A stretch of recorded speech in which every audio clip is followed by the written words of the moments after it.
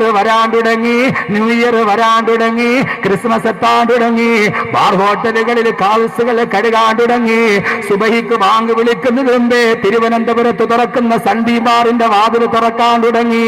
സഹോദരങ്ങളെ, ലോകത്തെ ഏതൊരു രാജ്യത്തും ആദ്യം തുറക്കുന്ന വാതില് മുസ്ലിം പള്ളിയുടെ വാതിലാ. കാരണം 5 മണിക്ക് സുബഹി ബാങ്ക് വിളിക്കുന്നതിന് മുമ്പ് മുഅദ്ദിൻ വാതിൽ തുറന്നിട്ട് അകത്ത് കയറൂ. പക്ഷേ തിരുവനന്തപുരത്ത് അങ്ങനെയല്ല. സുബഹിക്ക് ബാങ്ക് വിളിക്കുന്നതിന് മുമ്പേ സന്ദീപിന്റെ വാതിൽ തുറക്കും എന്നാണ് അനുഭവസ്ഥവർ പറയുന്നത്. സഹോദരങ്ങളെ, പ്രലോഭനങ്ങൾ വരുന്ന സമയമാണ്. എന്റെ കൽവിൽ തൊട്ടിട്ട് എന്റെ ചെറുപ്പക്കാരോട് ഞാൻ പറയുകയാ, എങ്ങാനും ആ സമയത്തെങ്ങാനും നഷ്ടപ്പെട്ടു പോയാ പിന്നെ ഇതെന്റെ വാണിങ് കൂടിയാണ്. പുതുവർഷത്തിലാണ് വ്യാജമദ്യം ഇറങ്ങുന്നത്. വ്യാജമദ്യം കുടിച്ച് ബാർ ഹോട്ടലുകളില് കള്ള് ഷാപ്പില് ചത്തുവീടുന്ന എത്രയോ ആളുകൾ. കഴിഞ്ഞ ആഴ്ച പശ്ചിമ ബംഗാളില് ഒരൊറ്റ ഷാപ്പില് 141 പേരാണ് കള്ള് കുടിച്ചോണ്ടിരിക്കുമ്പോ മരിച്ചത്. അല്ലാഹുവിന്റെ റസൂല് പറഞ്ഞു, ലാ യശ്രിബു ശാരിബു ഹീന യശ്രിബു വഹുവ മുഅ്മിൻ. അവൻ മദ്യപിച്ചു കൊണ്ടിരിക്കുമ്പോഴെങ്ങാനും മരിച്ചുപോയാ പിന്നെ മോനെ കള്ളു കുടിച്ചോണ്ടിരിക്കുമ്പോൾ മരിച്ചില്ല, അന്ന് അല്ല ആയുസോടെ നിന്റെ വീട്ടിൽ വന്ന് കിടക്കുകയാ. ആ വീട്ടിൽ കിടക്കുന്ന അവസ്ഥയിലെങ്ങാനും നീ മരിച്ചുപോയാൽ, വീട്ടിൽ കള്ളു കുടിച്ചിട്ട് കിടക്കുന്ന അവസ്ഥയിൽ മരിച്ചുപോയാൽ അല്ലാഹുവിന്റെ റസൂല് പറഞ്ഞു, മമ്മാത മഗ്മൂസൽ ഖംരി സഖാഹുല്ലാഹു മിനൽ ഗൂത്ത്.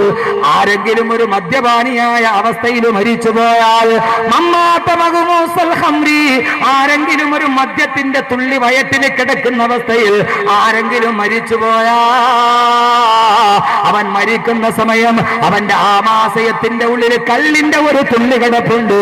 എന്നാൽ റസൂലുള്ള പറഞ്ഞു, സഖാഹുല്ലാഹു മിനൽ ഗൂത്ത്. അല്ലാഹു നാളെ അവനെ ഗൂത്തിൽ നിന്ന് കുടിപ്പിക്കുമെന്ന് നബി മുഹമ്മദ് മുസ്തഫ. അല്ലാഹു നാളെ അവനെ ഗൂത്തിൽ നിന്ന് കുടിപ്പിക്കുമെന്ന് നബി മുഹമ്മദ് മുസ്തഫ.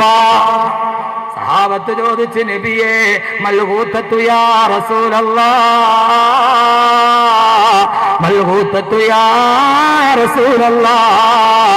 ഓ നബിയേ, ഗൂത്തെന്ന് പറഞ്ഞാൽ എന്താണ് നബിയേ? അല്ലാഹുവിന്റെ റസൂലിനോട് സഹാബത്ത് ചോദിച്ചപ്പോ റസൂലുള്ള മറുപടി പറഞ്ഞു കൊടുത്തു, സഹാബാ ഹിയ നഹറുൻ തഖ്റുജു മിൻ ഫുറൂജി മുമിസാത്ത്. അഭിസാരികളായ സ്ത്രീകളുടെ ഗുഹ്യസ്ഥാനത്ത് നിന്ന് ഒലിച്ചു വരുന്ന ചീഞ്ചലം കൊണ്ട് നിറക്കപ്പെട്ട പുഴയാണ് കൂത്ത്. നാളെ മദ്യപാനിക്കള്ള കൊടുക്കുന്നത് ഇത്രയും മോശമായ പാനീയമാണെന്ന് ആദരവായ പ്രവാചകൻ നബി മുഹമ്മദ് മുസ്തഫ. മദ്യപിച്ചുകൊണ്ടിരിക്കുന്ന അവസ്ഥയിൽ മരിച്ചു, അവന് സ്വർഗം നഷ്ടമായി. ഏത് മുത്തക്കിക്കും ഒരു നിമിഷം കൊണ്ട് സ്വർഗം നഷ്ടമോ? അവൻ നരകത്തിന്റെ അവകാശിയാണ്. അള്ളാഹു കാത്തുരക്ഷിക്കട്ടെ. അതുകൊണ്ട് വസിയത്തായിട്ട് പറയുക, പ്രലോഭനം തൊട്ടു മുമ്പിൽ. നിങ്ങളെ കാണാത്ത കൂട്ടുകാരൊക്കെ ഇനി വിളിക്കും, ന്യൂ ഇയർ ആയില്ലേ, നമുക്കൊന്ന് കൂടണ്ടേ? എൻ്റെ പൊന്നു സഹോദരങ്ങളെ, സഹോദരിമാർക്ക് വേണ്ടി കാർണിവലിന്റെ മൈതാനങ്ങൾ ഒരുക്കപ്പെടും, ആളുകളെല്ലാവരും വിളിക്കും. പക്ഷേ ആ സമയത്ത് അള്ളാഹുവിന്റെ സ്വർഗത്തിന്റെ പാതയിലേക്ക് നടക്കണം, നരകത്തിന്റെ പാതയിലേക്ക് നടക്കരുത്. അള്ളാഹു തൗഫീക്ക് നൽകട്ടെ, അള്ളാഹു തൗഫീക്ക് നൽകട്ടെ. ഒന്ന് ആമീൻ പറയും മനുഷ്യന്മാര്, ഒന്ന് ആമീൻ പറയും ഉറക്കെ. അള്ളാഹു അങ്ങനെ ആക്കട്ടെ. നരകത്തിന്റെ വഴി നമ്മുടെ മുമ്പിൽ ഇഷ്ടം പോലെയുണ്ട്. പക്ഷേ നരകത്തിന്റെ വഴിയിൽ നിന്ന് സ്വർഗത്തിന്റെ പാതയിലോട്ട് കാലെടുത്ത് വെച്ച് നടക്കാൻ നമുക്ക് കഴിയണം. അള്ളാഹു സ്വീകരിക്കുമാറാകട്ടെ. ഈ 2 ദിവസം കൊണ്ട് എന്ത് പറയാനാണ്? ഇപ്പൊ തന്നെ സമയം ഒരു പരിവ്. എന്ത് പറയാനാണ്? ഒരിടത്തും ഒന്നും പറഞ്ഞെത്തുമെന്ന് എനിക്ക് തോന്നുന്നില്ല. എനിക്കാണ് ഒരു ദുസ്വഭാവമുണ്ട്, ഞാൻ പറഞ്ഞാൽ അങ്ങനെ വിശാലമായിട്ടങ്ങ് പിന്നെ ഞാൻ പറയണ്ടെന്ന് വിചാരിച്ച് എൻ്റെ മനസ്സിലിങ്ങനെ അള്ള തോന്നിപ്പിച്ചു. അള്ളാഹു ഇത് നിലനിർത്തി തരട്ടെ. അള്ളാഹുവിൻ്റെ ഖുർആൻ്റെ മധുരം. അതുകൊണ്ട് പൊന്നു സഹോദരങ്ങളെ, പ്രലോഭനങ്ങൾ വരും. ഏതായാലും കുറേ നാളായില്ലേ കൂട്ടുകാരെയൊക്കെ കൂടിയിട്ട് എന്ന് പറഞ്ഞ് ഒന്ന് പോയി ഈ ന്യൂ ഇയറിന് കൂടിയാൽ അതോടെ തീർന്നു. ഇതേവരെ നീ സമ്പാദിച്ചതും ഇതേവരെ നീ ശേഖരിച്ചതും നീ മനസ്സിൽ സൂക്ഷിച്ച ഈ നന്മ അതോടെ നഷ്ടപ്പെട്ടു പോകും. ഞാൻ പലപ്പോഴും ചിന്തിക്കാറുണ്ട്, ഈ മദ്യപാനികളുടെ ഭാര്യമാരെ സംബന്ധിച്ചു കൊടുക്കും. കള്ളു കുടിക്കുന്നവൻ്റെ ഭാര്യ, എനിക്ക് തോന്നുന്നു അവർ നന്നായിട്ട് ജീവിച്ച അള്ളാഹു ഹിസാബില്ലാതെ അവർക്ക് സ്വർഗം കൊടുക്കും. കാരണം പരലോകത്ത് അനുഭവിക്കേണ്ട അദാബ് മുഴുവൻ അവരിവിടെ അനുഭവിക്കുന്നുണ്ട്. അല്ലേ? ഭർത്താവിൻ്റെ കയ്യിൽ വന്നാൽ ഇടി ചവിട്ട്, അവൻ്റെ മക്കൾ. എന്തിനാ സഹോദരങ്ങളെ ഇങ്ങനെ ഒന്ന്? മലയാളത്തിലെ നാറാണത്ത് ഭ്രാന്തൻ എന്ന് പറയുന്ന KPSCയുടെ ഒരു നാടകമുണ്ട്, നാറാണത്ത് ഭ്രാന്തൻ. രാവിലെ മുതൽ വൈകുന്നേരം വരെ നാറാണത്ത് ഭ്രാന്തൻ വലിയ ഭാരമുള്ള കല്ല് താടേന്ന് ഉരുട്ടി ഉരുട്ടി ഉരുട്ടി ഉരുട്ടി വേർപ്പൊക്കെ വന്നാലും സഹിച്ച് രാവിലെ മുതൽ ഒരു വലിയ പാറക്കല്ല് ഉരുട്ടി ഉരുട്ടി ഉരുട്ടി പർവ്വതത്തിൻ്റെ മുകളിൽ കയറ്റി. വൈകുന്നേരമാകും, സൂര്യൻ അസ്തമിക്കാറായി, രാവിലെ തുടങ്ങിയ പണിയാണ്. ആ വലിയ പാറക്കല്ല് മലയുടെ മുകളിൽ കയറ്റി കഴിയുമ്പോൾ തിരിഞ്ഞു നിന്നിട്ട് നാറാണത്ത് ഭ്രാന്തൻ എന്ത് ചെയ്യുന്നറിയോ? അത് നേരെ താഴേക്ക് ഉരുട്ടി വിടും. എന്നിട്ട് ആ കല്ല് ഉരുട്ടി വരുന്ന കാണുമ്പോൾ നാറാണത്ത് ഭ്രാന്തൻ കൈവെട്ടിച്ചിരിക്കും. ഇതാണ് നാറാണത്ത് ഭ്രാന്തൻ. ഏതാണ്ട് നാറാണത്ത് ഭ്രാന്തൻ കള്ളുകൂടിയന്മാർ. ഈ നാറാണത്ത് ഭ്രാന്തൻ എന്ന് പറയുന്ന കഥാപാത്രം മദ്യപാനിയാണ്. രാവിലെ മുതൽ വൈകുന്നേരം വരെ ചാലച്ചന്തയിൽ പോയിട്ട് ചുമട് ചുമന്നിട്ടോ അതല്ലെങ്കിൽ കടലിൽ പോയി മീൻ പിടിച്ചിട്ടോ കഷ്ടപ്പെട്ട് പൈസ ഉണ്ടാക്കും. എന്നിട്ട് അത് വെച്ചിട്ട് അവൻ വീട്ടിൽ ചട്ടിയും കലവും പിള്ളേർക്കുള്ള ബുക്കും പുസ്തകവും ഒക്കെ വാങ്ങിച്ചു കൊടുക്കും. വൈകുന്നേരമാകും അതുകൊണ്ട് പോയി കള്ളു കുടിക്കും. അതുകൊണ്ട് നേരെ വീട്ടിൽ വന്ന് ആ ചട്ടിയും കലവും എല്ലാം അടിച്ചു പൊട്ടിക്കും. പിള്ളേരെ നോട്ട്ബുക്ക് വലിച്ചെറിയും. ഭാര്യയുടെ വായിൽ ഇച്ചിരി കമത്തി കൊടുക്കും. ഇവൻ ആരാ? യഥാർത്ഥത്തിൽ ഇവൻ ആരാ? നാറാണത്ത് ഭ്രാന്തൻ. ചെയ്ത അധ്വാനം മുഴുവൻ വൈകുന്നേരം ഇല്ലാതാക്കുന്നത്. എന്തിനാ സഹോദരങ്ങളെ ഇത്? എന്തിനാ ഇത്രയും ശപിക്കപ്പെട്ട ഒന്ന്? അള്ളാഹു നമ്മളെ കാത്തുരക്ഷിക്കട്ടെ. അവസാനം വരെ ഒന്നിനോട് വിട പറഞ്ഞാൽ അങ്ങനെയാകണം. നരകത്തിൻ്റെ പാതയിൽ അള്ളാഹു നമ്മളെ സ്വർഗത്തിലേക്ക് കൊണ്ടുവന്നതാണ്. അള്ളാഹു നരകത്തിൽ നിന്ന് അള്ളാഹു നമ്മളെ മാറ്റിത്തരട്ടെ. അതിനെന്ത് ചെയ്യണം? നരകത്തിലേക്ക് പോകാതിരിക്കാൻ എന്ത് ചെയ്യണം? സ്വർഗം വിലയ്ക്ക് മേടിക്കണം. സ്വർഗം വിലയ്ക്ക് മേടിക്കണം. സ്വർഗത്തിന് വില നിശ്ചയിക്കാൻ പറ്റുമോ? അള്ളാഹുടെ സ്വർഗത്തിന് അള്ള പറഞ്ഞ സ്വർഗം വിലയ്ക്ക് മേടിക്കണമെന്നാണ്. നരകത്തിൻ്റെ ഭാഗത്തേക്ക് ചെയ്യാതിരിക്കണമെങ്കിൽ എന്ത് ചെയ്യണം? സ്വർഗം വിലയ്ക്ക് മേടിക്കും. സ്വർഗം വിലയ്ക്ക് മേടിക്കാൻ ആർക്കാ പറ്റുന്നത്? പസഫിക് അറബിക്കടലിൻ്റെ മുകളിലേക്ക് മുഖം തിരിച്ചു നിൽക്കുന്ന 18 നിലയുള്ള 2200 കാറുകൾ പാർക്ക് ചെയ്യാൻ കഴിയുന്ന 4 മിനി തിയേറ്ററുകളിലുള്ള 2 ഹെലികോപ്റ്ററുകൾ ഒരേ സമയത്ത് വന്നിറങ്ങാൻ പഠിക്കുന്ന ഹെലിപ്പാഡുള്ള അറ്റ്ലാന്റ എന്ന വസതി ഉണ്ടാക്കിയ മുകേഷ് അംബാനിക്ക് പോലും പറ്റൂല. ലണ്ടനിലെ അറ്റ്ലാന്റ ഹോട്ടൽ കണ്ടിട്ടാണ് മുകേഷ് അംബാനി അറബിക്കടലിൻ്റെ മുമ്പിൽ അതുപോലെ ഒന്നുണ്ടാക്കിയത്. പക്ഷെ മുകേഷ് അംബാനിക്കും കെണിഞ്ഞു. എന്ത് പറ്റി? ജോത്സ്യം നോക്കിയിട്ട് വന്ന് ഇവിടെ താമസിച്ചാൽ നീ പോക്കാന്ന്. അംബാനി കയറിയില്ല.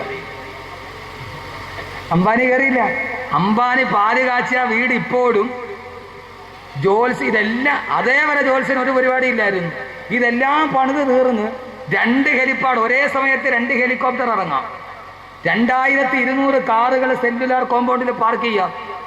ആ വീട് 2200 കോടി രൂപ വെച്ച് നിർമ്മിച്ച വീട് പാല് കാച്ചാൻ വേണ്ടി പോയപ്പോൾ ഡേറ്റ് നോക്കാൻ ജോത്സ്യൻ്റെ എടുക്കും. ജോത്സ്യം പറഞ്ഞു, നീ അതിനകത്ത് കയറിയ നിന്റെ ശനിദശയാണ് പോയി.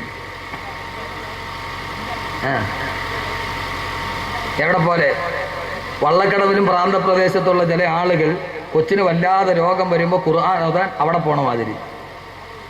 എവിടെ പോണ മാതിരി ഞാൻ പറയണോ? അവരെവിടെ പോണ മാതിരി ഖുർആൻ ഓതനാരാ? എടാ, ഒരു മുസ്ലിം ഓതി ഊതിയ അതൊരു ശിഫ അപ്പം തന്നെ ഉണ്ട് അവൻ്റെ ഈമാൻ്റെ പേരിൽ. പനി വല്ലാതെ കലശരായി ബാധിച്ചൊരു കുട്ടിയുടെ തലയെ കൈവച്ചിട്ട് കുല്യാനാറ് കൂരി ഭരതം സലാമൻ അല ഇബ്രാഹിം എന്നൊരു അറ്റ്ലീസ്റ്റ് ഒരു മുഅ്മിൻ ഓതിയാൽ അതിന് ശിഫയുണ്ട്. ഇത്ര വിവരം കെട്ടവരായി പോയി. എൻ്റെ പൊന്ന് സഹോദരങ്ങളെ, ലോകത്തെല്ലാം അങ്ങനെയാണ്. എന്നാൽ ഇത് ഞാൻ ഈ അടുത്ത സമയത്ത് ഇവിടെ തിരുവനന്തപുരത്തിനടുത്തൊരു ഒരു ഡോക്ടറെ കാണാൻ പോയി. അപ്പോൾ എൻ്റെ ഒരു അലർജിക്ക് മരുന്ന് മേടിക്കാൻ വേണ്ടി പോയി, ഒരു ഹോമിയോ ഡോക്ടർ. അപ്പോൾ അദ്ദേഹം ഒരു പുതിയ ഹെർബൽ ഓയിൽ രംഗത്തിറക്കിയിട്ടുണ്ട്. അതിൻ്റെ ഏറ്റവും വലിയ ഗുണമേന്മ എന്താണെന്നറിയോ? അത് തേച്ചാൽ കഷണ്ടി മാറും. കഷണ്ടി ഉണ്ടാവില്ല. കഷണ്ടി ഉള്ളവർക്ക് മുടി പോലും. ഞാൻ ഡോക്ടറുടെ മുറിയിൽ കയറി. ഇയാൾക്ക് 2 ഇയർഫോൺ വെച്ചിട്ടുണ്ട്. ഫോൺ ഇങ്ങനെ വന്നുകൊണ്ടേ ഇരിക്കുക. ഡോക്ടർ, ഞങ്ങളുടെ ഡോക്ടറിന് മരുന്ന് മേടിച്ചു, ഞങ്ങളുടെ കഷണ്ടി മാറുമോ? 99% മാറും. 1% ദൈവത്തിനുണ്ട്. ഏതാണ്ട് ഒരു 60% ആളുകൾക്ക് റിസൾട്ട് കിട്ടിയിട്ടുണ്ട്. അത് അടുത്തത്. അപ്പോൾ അടുത്ത കോള് ഞാൻ മുമ്പിൽ ഇരിക്കുകയാണ്. അയാൾക്ക് ഫോൺ ഒഴിവാക്കുക. കാരണം കസ്റ്റമേഴ്സ് വിളിക്കുകയാണ്. ഇവിടെ വന്ന് എത്ര ആളുകളുടെ കഷണ്ടി മാറിയിട്ടുണ്ട്. നിങ്ങൾ ധൈര്യമായിട്ട് തേച്ചോളൂ, നിങ്ങളുടെ കഷണ്ടി മാറിയിരിക്കും. എത്ര മാറില്ല എന്ന് പറഞ്ഞാൽ കഷണ്ടി മാറും. ഞാൻ നോക്കി ഡോക്ടർ ഫുള്ള് കഷണ്ടിയാണ്. ഈ പറയണ ഡോക്ടർ ഏറ്റവും ഫുള്ള് കഷണ്ടിയാണ്. ഇതാണ് ലോകത്തിൻ്റെ അവസ്ഥ. നമുക്ക് ചുമ്മാ ഒരു തോന്നലാണ്. ഒരിക്കൽ ഞാൻ കുറേ വാതിൽ നടക്കുന്ന സമയം എവിടെ നിന്നോ തണുത്ത വെള്ളം കുടിച്ച് അലർജി പിടിച്ചു. മൂക്കിൽ കൂടെ ഇങ്ങനെ വെള്ളം ഒലിക്കുന്നു. ഡോക്ടറെ കാണാൻ പോയി. കൊല്ലത്തൊരു വലിയ ENT ഡോക്ടറുണ്ട്. പോയി ടോക്കൺ എടുത്ത് ക്യൂവിൽ നിന്ന് 2.5 മണിക്കൂർ കഴിഞ്ഞ് ഡോക്ടറെ കാണാൻ. 2.5 മണിക്കൂർ ഞാൻ അവിടെ നിന്ന്. ഒരു രക്ഷയില്ല, ഭയങ്കര തിരക്ക്. അതിൻ്റെ ഇടയിൽ ടവല് മുഴുവൻ നനഞ്ഞ് മൂക്കൊലിച്ചൊലിച്ച്. അവസാനം 2.5 മണിക്കൂർ കഴിഞ്ഞ് ഡോക്ടറുടെ അടുത്ത് കയറി. ഞാൻ വാതിലകത്ത് കയറി. ഡോക്ടർ ചോദിച്ചു എന്താ രോഗം. പറയാൻ പോയപ്പോൾ ഡോക്ടർ ലേസ് എടുത്തിട്ട് അയാൾ തുടയ്ക്കുന്നു. അയാളുടെ മൂക്കിലൂടെ വെള്ളം ഒലിച്ചുകൊണ്ട് വന്നിരിക്കുക. ഞാനിപ്പോൾ എന്ത് രോഗത്തിനാണ് മരുന്ന് പറയുക? എന്ത് രോഗത്തിനാണ് മറുപടി? ഞാൻ ഡോക്ടർ ഇതേ രോഗത്തിനാണ് ഞാൻ മരുന്ന് മേടിക്കാവുന്ന. ഡോക്ടറുടെ രോഗം തന്നെ. അയാൾ ഇതിന് മരുന്നില്ല, ഇത് മൊത്തം ഒലിച്ചു പോയി തീരലല്ലാതെ ഇതിനൊരു മരുന്ന്. ഇത് മൊത്തം ഒലിച്ച് വെളിയിൽ പോവുക, ഇത് തന്നെയാണ് അതിൻ്റെ മരുന്ന്, അല്ലാതെ വേറൊരു മരുന്ന് അതിന് കണ്ടുപിടിക്കപ്പെട്ടിട്ടില്ല. അബദ്ധജടിലമായ ചില വിശ്വാസങ്ങൾ, ഇസ്ലാമിന്റെ ആദർശത്തിന് പോലും നിരക്കാത്ത ചില വിശ്വാസങ്ങൾ. എന്റെ പ്രിയപ്പെട്ട സഹോദരങ്ങളെ, അതുകൊണ്ട് ഞാൻ പറയുന്നു, ജീവിതത്തിന്റെ ഏത് ഭാഗത്തിലും എത്ര വലിയവനാണെങ്കിലും അള്ളാന്റെ സ്വർഗം വിലയ്ക്ക് വാങ്ങാൻ പറ്റൂല. പക്ഷെ അള്ളാന്റെ സ്വർഗം വിലയ്ക്ക് വാങ്ങാം രണ്ട് കാര്യങ്ങളുണ്ടെങ്കിൽ. നരകത്തിന്റെ പാതയിൽ നിന്ന് മാറി നമുക്ക് ഇങ്ങോട്ട് കടക്കാം. പക്ഷെ അതിന് നരകത്തെക്കുറിച്ച് നമ്മൾ പറയേണ്ടതുണ്ട്. അള്ളാഹു എല്ലാവിധ ഖൈർ നൽകി അനുഗ്രഹിക്കട്ടെ.